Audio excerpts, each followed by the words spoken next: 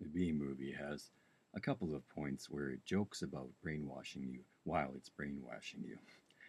The lawyer, Layton Montgomery, says that everything they watch could be a deception. It could be Hollywood high-tech motion picture capture wizardry, which of course it is, because we're watching an animated movie.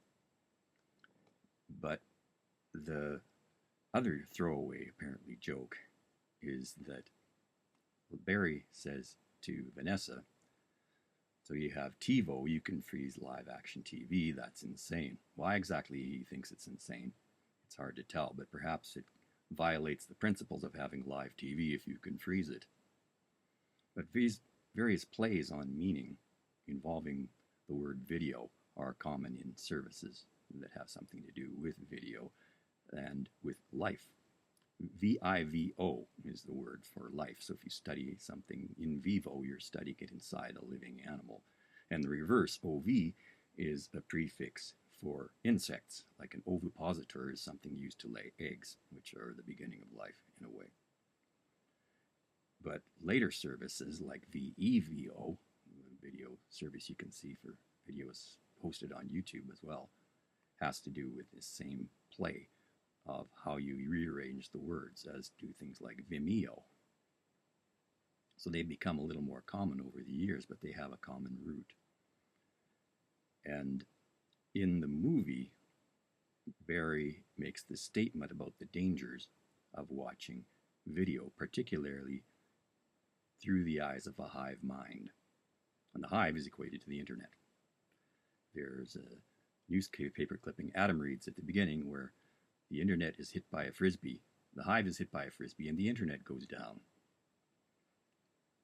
Frisbee occurring at several points in the movie, and having to do perhaps with references to flying saucer. I think frisbees were called flying saucers at some point.